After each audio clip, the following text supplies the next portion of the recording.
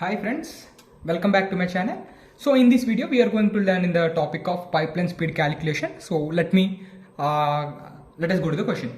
So a question is given like, consider a unpipelined processor. Assume that it has 2 nanoseconds of clock cycle and that it uses 4 cycles of ALU, 5 cycles for branches, 4 cycles for memory operations, and also assume that relative frequencies of these operations are 60%, 25% and 50% respectively. Suppose that due to clock skew and setup, pipelining the processor at 0.25 ns of overhead to clock. So ignoring any latency impact, how much speed up in instruction execution rate we will be gain from a pipeline? So after reading this question you may be confused, so what are all the terms given and this much question is there, how to do? So don't worry. So whenever you got the question, first what we need to do, we need to write the given terms. Given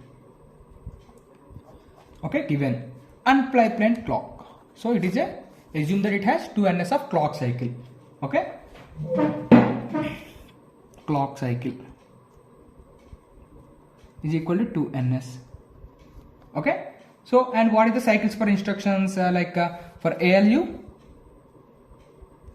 we have 4 cycles. Okay, 4 cycles, and for branches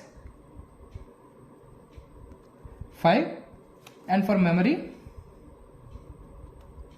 4. Similarly for this this is the cycle, and what are the frequencies? 60% is nothing but we can write as 0.6, but whenever you got the percentage, divide by 100, you will get the points. 0.25 and 0.15. These are the frequencies. ALU for ALU 0.6. See, assume that relative frequency of these operations are ALU for 0.6 and for branches 0.25 and for memory operations 0.15. And now, so, and also after, before adding the pipeline, these are the terms. And suppose due to lock skew and setup, after pipelining we have 0.2 ns extra one after adding pipeline.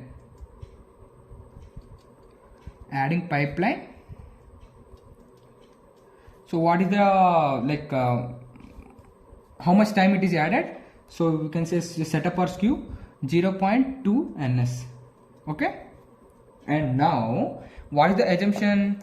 Like pipeline divides the longest instructions total latency into n stages. See, what we need to do, ignoring any latency impact, how much speed in instruction execution rate we will gain. So before adding the pipeline we need to find the time, and after that we need to find. Okay, so first of all we need to find before that, and after that we have to find the total time taken before adding the pipeline and total time for after adding the pipeline. Okay, now see what is the average CPI.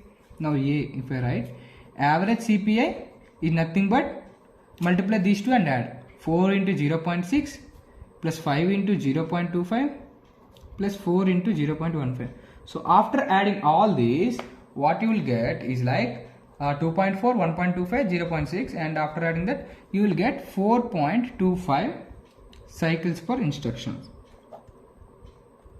Okay, 2.4, 125, correct, and 4 into 15, 6, 0.6, 0.6, 1.6, 1.85 plus 2.4, yeah, 4.25 we got. What is the time for the pipeline before adding the this is the CPI, average CPI before adding the pipeline, and what is the time taken?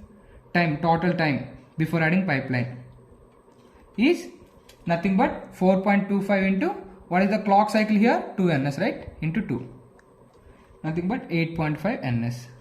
So 8.5 ns is the time for total time for before adding the pipeline. So after adding the pipeline, see, we can take the total pipeline as 4 or 5, it depends on us. Okay, so I will suggest you to take the minimum one here. For ALU we have 4 cycles, right? You can take this. Okay, after adding the pipeline you can take this, okay, if you need, or else you can take the 4 as well, and there will be some difference. Okay, no problem, whichever you take, it's correct only. So let me take with the 4 pipeline stages. Okay, so now the longest, so you need to choose what is the longest one here. Longest cycle is 5, so choose that. Now choose the longest one. Okay, longest time. So as after adding the pipeline, the program will run parallelly one after another. So that's why we are taking the longest one. Okay, 5 into the cycle time is 2, that is 10. By total number of stages, I am taking the minimum, or I can take 5 or 4. It's up to you. There will be a small bit change, but anything you can take. I am taking 4 here. So I will get 10 by 4 is nothing but 2.5 ns. Okay, 2.5 ns I will get.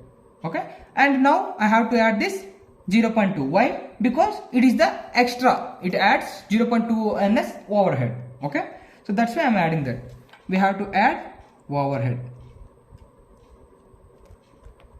Okay, 2.5 plus 0.2, that is nothing but 2.7. Okay, so then we need to find the speed. We got 2.7 ns after adding the pipeline, and before adding the pipeline total time is 8.5. So now speed is equal to 8.5 before adding and after adding. It's nothing but 3.15. It's similar to 3.11 x. Okay, so if you take here 5 as well, you can, it's up to you how many times you can take. You can take 2 cases like that. So this is the speed we need to find.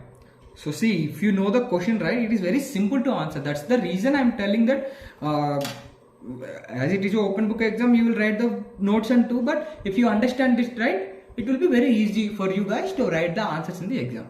So that's all from my side. If you have any doubts, you can comment me on the comment section, or for any sessions you can comment me on that. So thank you guys for watching my video, and subscribe my channel to get the latest updates. Bye.